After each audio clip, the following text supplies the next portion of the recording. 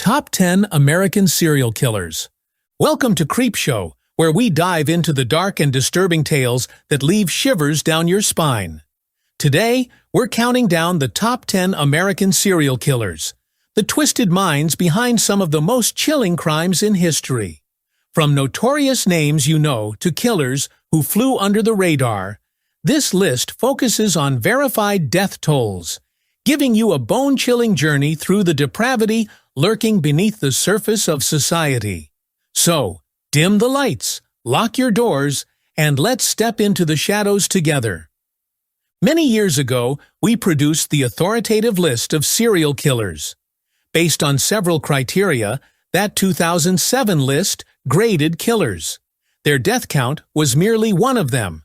It included several different countries.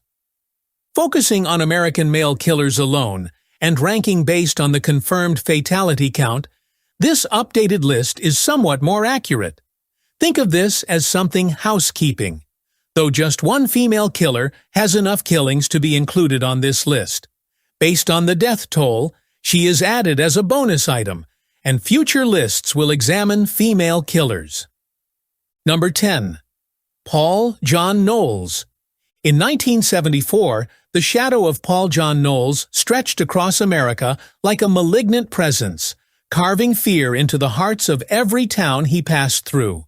Known as the Casanova Killer, his charm and smooth-talking demeanor masked a chilling hunger for violence that would claim at least 18 lives, though some believe the true number could be as high as 35.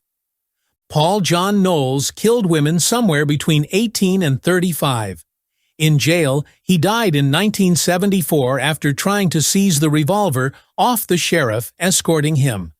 The name Casanova Killer comes from at least one lady Knowles met who said he was ruggedly beautiful. Thanks to a psychic warning, another woman Knowles' life also survived her encounter. The name Angela Kovic was used. Recently a divorcee from California, she began corresponding with Knowles in the early 1970s while he was incarcerated for less serious offenses. Kovic used her money to pay legal counsel for Knowles and, in May 1974, got Knowles released on parole, thinking she had found her dream man. Knowles flew from Florida State Prison in Rayford to see his future bride-to-be in San Francisco. But Kovic had seen a psychic in the meantime, warning her of a new dangerous man invading her life. Soon after personally meeting Knowles, she broke off the engagement. Although this has not been confirmed, the Casanova Killer subsequently claimed the rejection got him so enraged he went out and killed 3 people that night. Starting in July 1974 and finishing in November of the same year, his cross-country murdering rampage carried him from Florida to California and back to Florida once again. Number 9. William Bonin. Born in 1947, William Bonin was one of the less well-known serial killers who used the extensive Los Angeles and Orange County freeway systems to pick up his victims and subsequently dispose of their bodies. Like the Night Stalker Richard Ramirez and the Hillside Stranglers, Angelo Buono Jr. and Kenneth Bianchi, Bonin used. Late 1970s and early 1980s, Bonin murdered at least 21 young people in the greater Los Angeles and Orange County areas. Especially vicious is the murder of 15-year-old Donald Ray Hayden. Hayden's final night alive was August 27, 1979. He was last spotted on Santa Monica Boulevard about 1 a.m. His dead body was discovered later that day, strangled and beaten in a dumpster. Bonin had been sodomized, and evidence suggested he had tried to remove the boy's testicles while he was still alive. Bonin also tried to slice Hayden's throat. For Bonin, who preferred to torture his victims with ice picks and coat hangers before strangling them to death with their own T-shirts, this was not unusual. Finally found guilty, he was placed on execution row in 1982. Lethal injection carried out at San Quentin Prison in February 1996 killed him. Number 8. Patrick Kearney. Born in 1934, Patrick Kearney preyed on young males, The youngest of them was 8. He picked up along freeways or in homosexual clubs, joining William Bonin and Randy Kraft in the dubious achievement of being dubbed the Freeway Killer. Kearney developed a technique of shooting his victims in the temple while driving since he was a necrophile and fiercely opposed causing suffering to his victims. Then he would drive to a remote location to engage in sex with their bodies. In a morbid kind of revenge against the bullies who made fun of his 5'5" height throughout his high school years, he would regularly beat his victim's lifeless body. He cleaned up with great care. With a hacksaw, he would mutilate and cut his victims into pieces. He would then discard the bits in industrial regions and near several highway stops. He was nabbed after David Hill, his live-in partner, delivered his address to a young man scheduled for a hooking. Before leaving, the young guy told his family the address. Upon his disappearance, the police were given the information. Kearney is imprisoned in California, where he will remain until his death. He was avoided the death sentence by a plea deal. Number 7. Nelson Earle. Earle Leonard Nelson went by the Gorilla Killer. Nelson, who was born in 1897, was unconscious for 6 days after running his bicycle into a streetcar at roughly 10 years old. His demeanor changed after waking, and he experienced memory loss and regular migraines. Early on in his illegal activities, he broke into a cabin he thought to be abandoned and received 2 years in San Quentin State Prison. Later, he spent time in mental hospitals. Nelson started committing sex offenses when he was 21. He tried to harass a 12-year-old girl called Mary Summers in 1921, but he was foiled when she shouted and drew attention to him. Once more consigned to a psychiatric hospital, he started his killing frenzy upon release in 1925. Mostly landladies, Nelson would approach his victims on the idea of leasing a room. Once he won their confidence, he would kill them nearly usually by strangling them and practice necrophilia with their bodies. Often, he would hide the body, hiding it under the closest bed for days. Later on, he killed more than 20 people. He was arrested and hung in 1928. Number 6. Donald Harvey. Born in Ohio in 1952, Donald Harvey was known as the Angel of Death. Later, he went to London, Kentucky to tend to a sick relative, a patient of Marymount Hospital. 1970 saw him hired as an orderly at the hospital. Unlike many who enter the medical industry out of a desire to serve people, Harvey saw the job as a method to have ultimate control and influence over a person's life. Soon after, he turned into judge, jury, and executioner for those patients who offended him. Just 2 weeks after starting work, Logan Evans, a stroke patient, was among Harvey's casualties. Harvey was a so-called angel of death at several clinics for almost 20 years, most usually smothering or connecting people up to malfunctioning oxygen machines. Harvey then broadened his techniques, giving patients either cyanide injections or adding arsenic or rat poison to their meals. If friends or colleagues offended Harvey, he was also suspected of killing them. Following the autopsy of a patient showing cyanide poisoning, he was finally caught in Cincinnati, Ohio in 1987. He finally admitted to killing more, even though he entered a guilty plea to 24 charges of first-degree murder. Later research added still additional 13 tallies, increasing his total to 37. He is thought to have murdered about 50 individuals. He was discovered seriously battered in his detention cell in March 2017. 2 days later he passed go. Harvey's murder charges another inmate, James Elliott. Number 5. Juan Corona. Juan Corona was born in 1934 in Mexico and migrated to the United States during the 1950s. Hired as a labor contractor at several fruit orchards in Yuba City, California, with a population of roughly 13,000, he was in 1962. Eventually, he opened his own company, providing the nearby farmers seasonal workers. A peach farmer called Goro Kagehiro discovered an odd hole around the size of a man in his orchard, close to Yuba City, on May 19, 1971. The hole had filled in the next day. Concerned, Kagehiro phoned the police, and they found Kenneth Whiteacre's body mutilated. 4 days later, the orchards yielded the dead of 9 more soldiers buried in shallow graves. Mostly with a machete, they had all been chopped or stabbed to death. Many of the men had their pants down about their ankles, indicating a sexual motivation.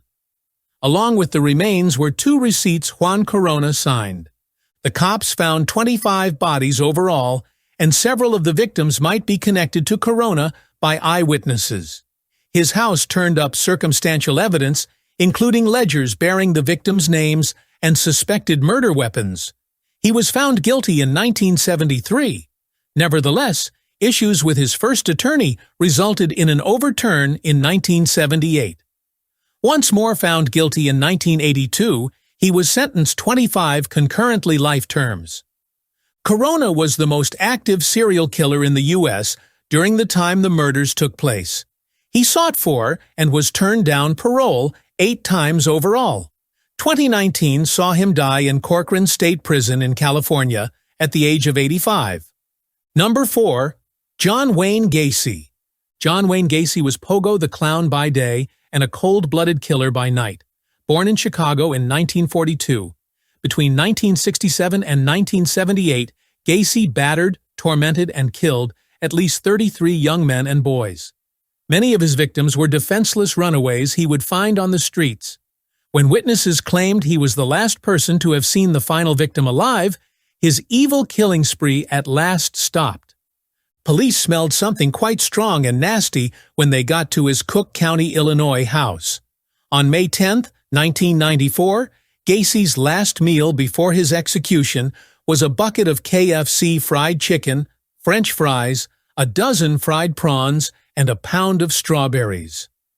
Returning with a search warrant, it was discovered that the crawl space under the property had been used as a dumping ground for the bodies, or what he would later call a funeral parlor.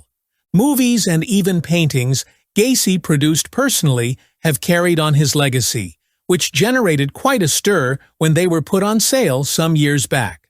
Most of them were bought and burned. Number 3. Ted Bundy.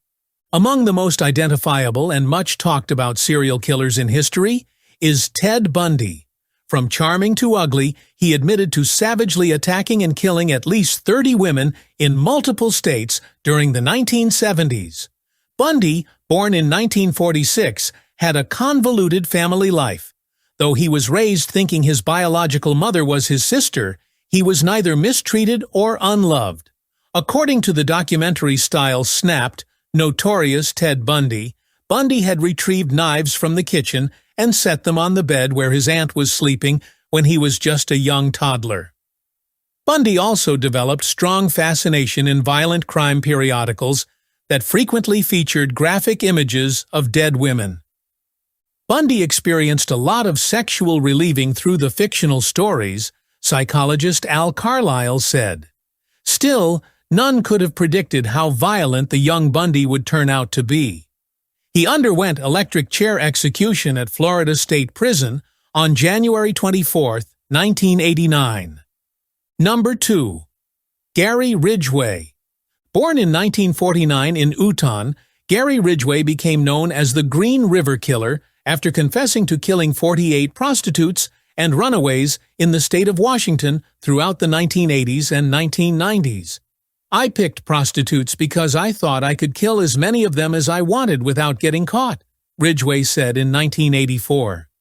He penned a letter titled, What You Need to Know About the Green River Man, and forwarded it to the Seattle Post-Intelligencer. The killer signed off as Call Me Fred, but in unsettling detail he spoke of necrophilia and ripping off victims' fingernails. Police said it was a brazen attempt to throw off investigators.